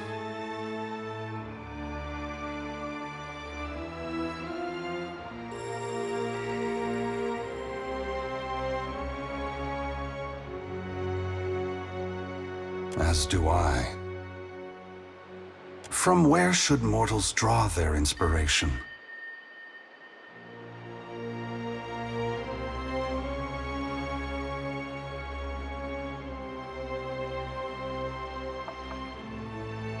Very well, Watcher. I will ensure that mortals are inspired by my passing, that my power not be expended in vain. Indulge me in a moment's curiosity. There is something I wish to know about Eora, about Kith, that I can only learn through your eyes.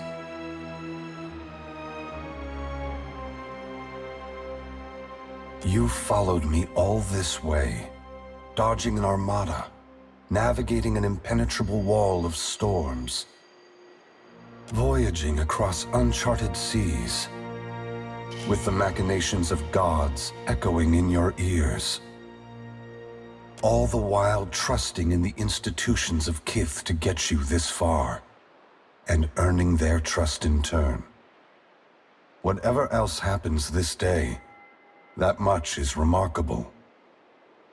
I believe that mortals possess the strength to collaborate and shape a future of their own design. Not all of my brothers and sisters agree.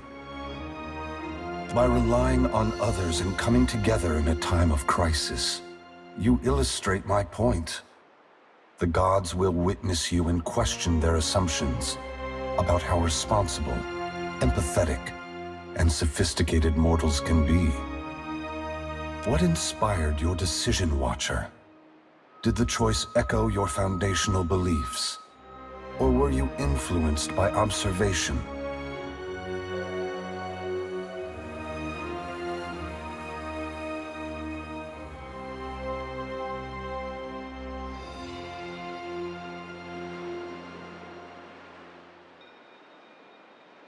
I thank you for your perspective.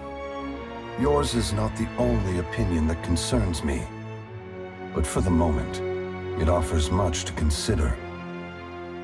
All I ever wanted for mortals was growth, transformation. Once, my brothers and sisters shared this goal. Some have forgotten themselves, giving in to fatalism or tyranny. Others have succumbed to apathy. It brings me great sorrow that crisis is the only way to set the future in motion. Would that I could pass the responsibility of heralding your darkest hour to another. Never forget that trust and coordination between mortals brought you to this place. Your future is built on a foundation of hope, and you have laid the first stone.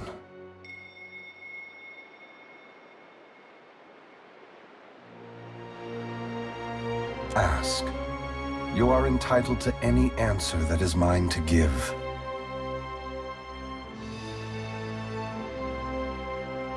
The great work of the Eothas falls to ruin. Reincarnation as we know it will end. Souls which currently await new life in the beyond will be born into the world as normal, but their numbers will not replenish. Anything that dies will tarry in the void of the in-between, awaiting the motion of a wheel that no longer turns. Once the beyond has emptied, every birth will be hollow-born. Other maladies of the soul may follow, and plague those who linger in life. Unless mortals work together to carve a new path, the essence of life will be trapped in the netherworld. Gods will starve. Eora will grow silent and cold. A generation or more. That much essence is already poised to flow into Eora. But unlike an hourglass, no amount of turning will compel the sand to reverse its course. Should you choose, you could lay down your burden and trust in your children's children to set matters right. That depends entirely on you. By your reckoning, there are still good years to come. By ours, time is short. When we tamed the cycle of reincarnation, we broke what had once functioned naturally and without intervention. The flow of essence will not normalize on its own. Essence will simply pool in the void of the in-between, never passing through Adra networks to the beyond. The dead will be left to wander in darkness, confusion, and sorrow. Yes, they must work toward a solution or perish. If that task is beyond their skill, then they no longer deserve their position. I would have them justify their right to lead. That could mean swallowing their pride and hearkening to the wisdom of mortals. Some, I expect, will perform better than others. No one is worthy of unconditional trust. If you feel the gods are beyond forgiveness, then they don't deserve your obedience. Make your future one that doesn't require them. Should you choose to accept the gods, I hope that you temper your faith with skepticism. Boudica is entitled to her opinion. If the intent of this test is to justify an uprising to come, that is more worrisome. The other gods must decide for themselves if mortals are ready to dictate their future.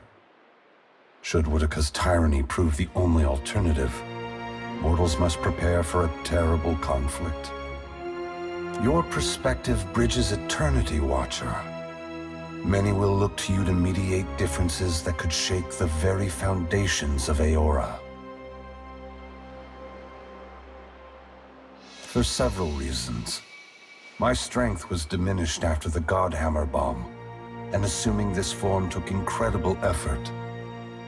With so many vying for control of the Deadfire, I also saw a ripe opportunity for mortals to cast aside their differences and stand together as one.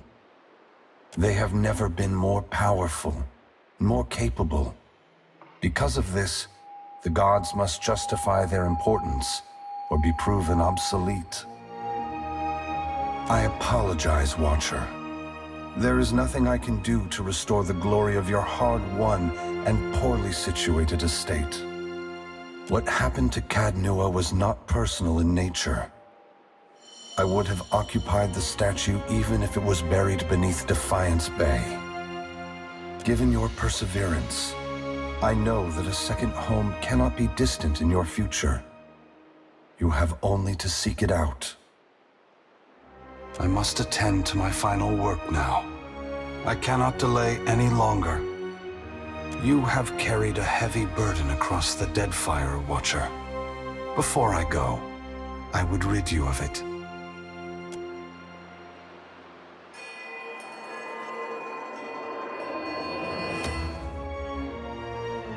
You are free now, as free as any of us can be. Many will come to you for help in the years ahead. Animancers, priests, even the gods themselves. I have great hope for you, but always remember that your future is for you to decide. Use your freedom well. Eothas squares himself to the machine. As you move to a safe distance, he draws his fist back and resumes his assault.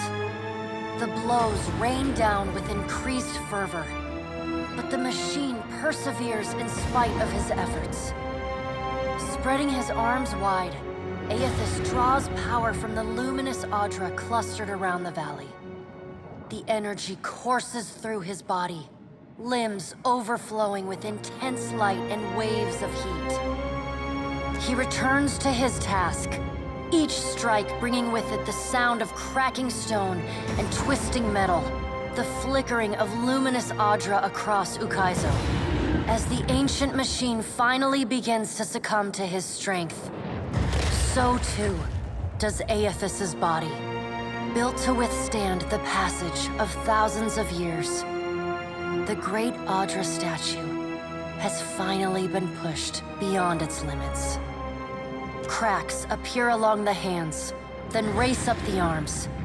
Eothas does not slow his assault, but continues unabated. Its brass rings twisted, the machine spins erratically but withstands the relentless barrage. Eothas stands astride it and pummels the base of the machine. Soul energy begins to flare out from the machine's heart, warping the air with the intense heat. Eothas drives his right fist into the machine's center, the core of metal and Adra. The god lets out a deafening shout, something between a cry of anguish and a roar of exultation. You see Eothas's arm shatter upward from his hand through his elbow. A flash of light and heat bursts from the core, accompanied by a cacophony of destruction. The moment passes as Eothas's shout echoes throughout the valley. Your eyes begin to recover. The god's work is accomplished. The great machine of Ukaizo has been destroyed. The wheel has been unmade.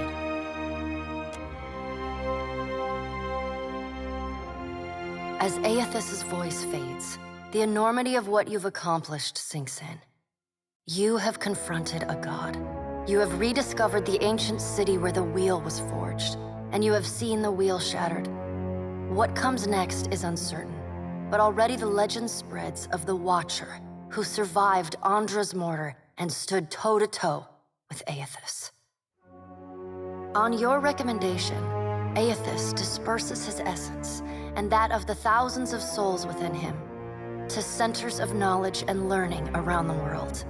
Animancers, engineers, wizards, and scholars of all stripes make astounding breakthroughs in understanding and harnessing the phenomena that govern Eora. Under the leadership of Director Castol, and amply supplied with Ukaizo's luminous Adra, the Valian Trading Company unites animancers from around the world.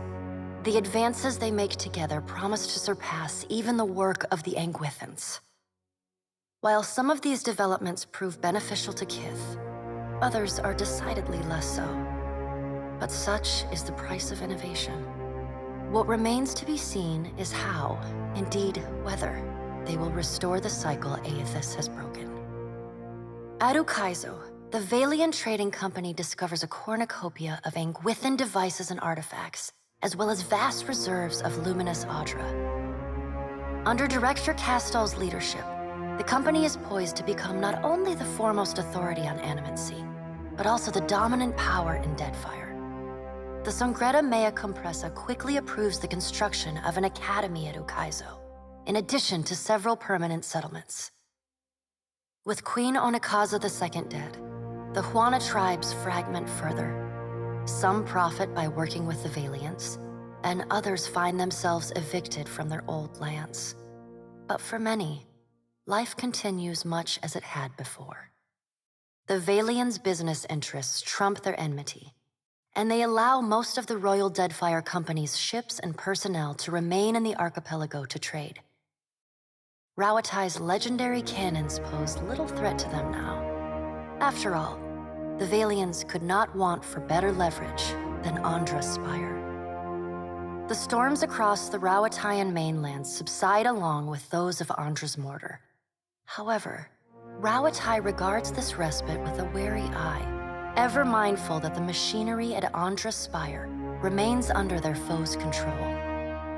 The influx of Valian business into Deadfire creates an unprecedented opportunity for the Principes and Patrena. Though their dreams of conquest have been squashed, there are more than enough prizes passing through to keep the captains in silk and their crews fed and content. And business is good enough that the Songretta is willing to write off more than a few losses with each transit. The mysterious deaths of Governor Clario and Storm Speaker Ikawa provoke hostilities between the Valian settlers and the Huawan residents. What starts with angry words escalates to retaliatory killings as each side blames the other.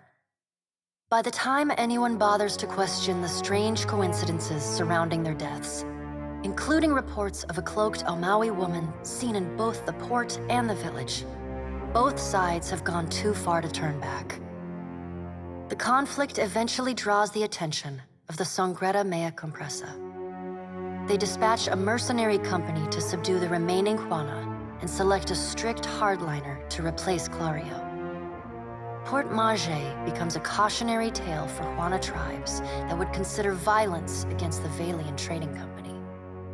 As the balance of power changes in Deadfire, so too does Nekataka transform. The Valian Trading Company builds up the port in Queensbirth. The company's expanding presence, however, quickly outgrows the dockside district. Company facilities and personnel spread throughout Nekataka. The Kahanga leadership takes responsibility for the welfare of the Raparu, and the Gullet starts to improve. What was once a den of crime, poverty, and illness slowly becomes a quiet haven for the Raparu. With Skiarilifus's essence still empowering the Water Shapers Guild, the practice of water shaping grows and flourishes in Nekataka, and its practitioners rise in prestige. They install conveyors in the falls that run through the city and craft sculptures for every street and plaza. Thus, the Water Shapers Guild becomes a power in its own right in the city of Neketaka. Your brief encounter with Letharn proves deeply influential for the children of the Dawnstars. Plagued with nightmares and haunted by the deaths at Hesango, Letharn begins questioning his faith in Eothas. At first, his fellow Dawnstars chide him, but that changes as word of Eothas' deeds at Ukaizo spreads. After all, what business have they worshipping a god who denied his own legitimacy? The faith of the children of the Dawnstars fades, but their commitment to the people of Deadfire does not. They continue feeding, healing, and helping the neediest, just as they have for decades. It is no longer a holy mission, but it is a mission all the same. Ruanu, the chieftain of the Huana at Tikawara, dies mysteriously. The tribe finds his body washed up on the same beach where Anaharu challenged him to the trial of waves. Some blame Anaharu's vengeful spirit. Others see it as Ngati's final judgment. And a few speak of a strange man seen lingering in the village. The leaderless tribe eventually scatters. Some head to Neketaka, while others seek out the Wahaki. The dragon, Neraskirlas, no longer passes between Aora and the White Void, and the dead flow slowly breaks apart, exposing the temple long frozen within. Under Halfjorn's guidance, the Harbingers of Dusk resettle within Remergon's temple, vowing to forever protect it from the defiling touch of outsiders. Over time, the group becomes increasingly reclusive and fanatical, attacking any who dare approach their holy site. In besting the Beast of Winter, you earned the Death God's mercy rather than his enmity. The deity remains characteristically unforthcoming about his decision, and you're left to wonder whether in doing battle with him in the White Void, you somehow furthered his apocalyptic ambitions. Once repaired, the Adra at the primal island of Kazuwari again pulses with the flow of soul essence between the here and the beyond. The feral life on the island flourishes, the jungles and veld growing ever wilder and resistant to settlement and exploration alike. The faces of the hunt continue to rule the Crucible and Galawain's, or rather, Tawamawai's name. The trials summoned by the statue grow deadlier with each season, until only those rare few willing to brave the gravest of dangers seek out the bloody ordeals of Kazuwari. Like the other souls following in your wake, Muatu eventually yearns to move on to the beyond and the wheel. Stymied by Eothas' actions, however, he settles on returning to Kazuwari, where he joins the choir of souls that echo throughout the Crucible. Hundreds of Kith, and no small number of Wilder and Primordials, flee from the Black Isle, their minds a confused collection of inconsistent and contradictory memories. Each escapee bears knowledge that was once lost, and agents of the Hand Occult across Aora work tirelessly in the years that follow to hunt down and end these fugitives. They find far fewer than they hope. Released from their bondage to the sightless eye, the Vithrak of the Halls Obscured abandon the Black Isle and resettle in the deepest and darkest recesses of the ruins beneath Neketaka. Sisak and his colony remain secretive and isolated, however, rarely interacting with those Kith crawling about in the sunlight above. Encouraged by her arcane successes, Bakarna returns to her observatory to continue her studies of the celestial spheres. In time, her colleagues in the Circle of Archmagi come to accept her among their number. She takes on apprentices, and they trumpet her praises as both a brilliant innovator and nurturing pedagogue. The mass of Wal's body haunts the seas of Aora, a vast, living island of flesh forested by thinking, speaking fungi. Those few mariners who encounter it and survive report that the entire island claims to be a single living creature, the Archmage Langrath. The Circle of Archmagi keep their own counsel regarding the being, and make no move to interfere with its slow migrations across Eora. Though your adventures alter the destiny of Eora and the balance of power in Deadfire, they also leave a lasting mark on those who travel at your side. Your companions find themselves changed, in ways both big and small. Eder returns to Hisongo, where he reunites with Byrne, the son of his former lover, Ilava. The boy takes heart in Eder's account that Eothas and all the other gods were false, petty, and unworthy of the love of Kith. Realizing how close he came to dying for this cause, Byrne finds renewed purpose in working alongside his uncle to repair the many scars left upon Deadfire by the gods. Under Eder's guidance, Byrne grows into the kind of irreverent, stubborn hothead that would have made his mother proud, and Eder visits her gravesite, often to tell her so. Shodi is not a priestess who understands the meaning of subtlety. As such, she makes her girlish crush on Eder painfully obvious from the moment she first sets eyes on the strapping fighter. Early in your travels, Eder appears discomforted by her persistent flirting. He often grimaces when she sidles up to him, and he takes endless pains to keep their conversations terse and to the point. But after a little smoothing on your part to nudge them in the right direction, Eder makes an effort to view Shodi with an open mind. And Shodi begins teasing the veteran fighter in a more companionable and less amorous manner.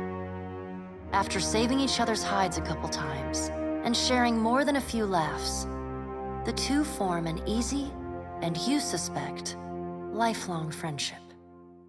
Seemingly lit with an inner glow, Shodi takes to a new life of mission work with gusto.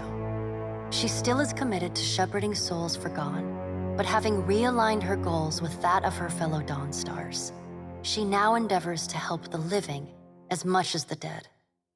As you travel the Deadfire, you find her sleeping better and laughing more often. When the time comes for her to return to her temple in Neketaka, it's with a clear wistfulness and much lip-biting on her part. She leaves you with her sickle and a hastily scrawled note. It reads, "A keepsake from a path once walked. Remember me, Watcher, for I will forever dream of you." Aloth renews his commitment to destroying the Leaden Key. With the wheel broken, loosening the gods' stranglehold on Kith is more urgent than ever. It is a lofty goal, and one he does not expect to finish in his lifetime. But if there's one thing he's learned from the Watcher, it's that a single person can change the world. You let Rimaro go, and the former pirate ostensibly set sail for the trade lanes of the Eastern Reach, the Eder Empire, Old Valia, and the Republics. For the remainder of your time together, Seraphon seems, if not exactly happy, at least contented with the outcome of your confrontation with his former mentor at Sayuka. And yet, when the two of you part, Seraphon seems emboldened, invigorated by a new sense of purpose. He buys you a drink, toasts to the Deadfire, says, "Let's see if we can make something worth a shit out of what's left of these Principe swabs," and sets sail the next morning. In the years to follow, rumors occasionally reach you of the Blue Orlan pirate of the Deadfire, a privateer captain as keen to free slaves or fight for an influence as he is to plunder and pillage. For assisting the Watcher in securing Ukaizo for the Valian Trading Company, Pallegina is honored in a ceremony at Biajepe attended by all 5 of the Duke's bells. Duke Ramasi is so overjoyed by his good fortune that he offers Pallegina a boon. She immediately takes the Duke up on his offer by requesting that the ducal charter of the Fremas Mes Conk Swalias be amended to allow the admission of women. Soberly, the Duke accepts, much to his chagrin. The following spring, the Brotherhood admits its first 5 girl cadets. Following her triumphant return to the Republics, Pallegina is assigned to be the personal guard of the Duchess Sparento. She excels in this role, and is favored by the Duchess above all other members of the Brotherhood. She finds time to write to her camerata often, telling you of the great advances in animancy and arts. The Republics continue to make it home, in the Deadfire and beyond. Pallegina renews her relationship with Giacomo, corresponding with him regularly, and even meeting with the old Animancer once or twice a year. Though she does not understand the intricate details of his research, she reads his letters and responds with great enthusiasm. Her brothers, and even the dukes themselves, note that Pallegina's demeanor is always warmer on the days when she receives a letter. Rumors even spread that some of the brothers have seen her smile. Time away from the Navy gives Maia Rua some perspective on how Rawatai conducted the Deadfire occupation. No sooner does she return to active duty than she voices her frustrations over some of the more underhanded tactics she witnessed and carried out in the name of the homeland. Her voice carries all the way to the Ranganui, who reminds his admirals that battles are won by superior tactics, but war is a battle of precedent, and winning is not always a victory. The people listen. Though Maia's covert assignment in the Deadfire is considered a success, few claim knowledge of it or openly congratulate her.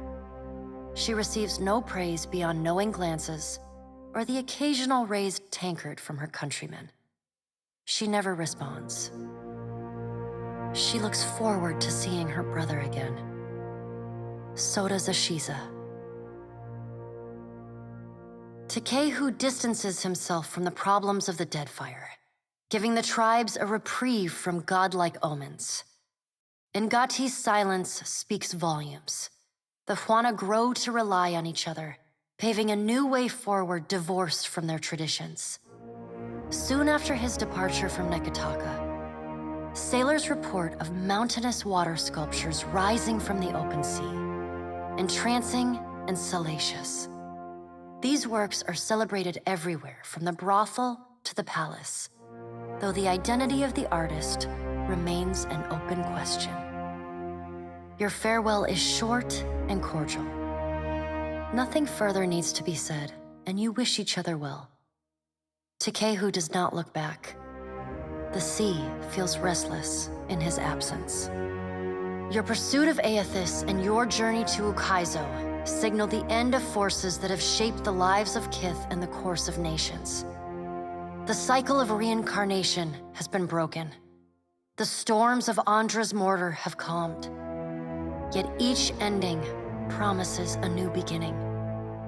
As the sun rises over Ukaizo, Kith turn their gaze eastward, wondering at what lies beyond, and at the world they will fashion for themselves. As the Watcher of Cadnua and the former Herald of Berath, you return to your ship and begin the long journey home. You hope for calm weather.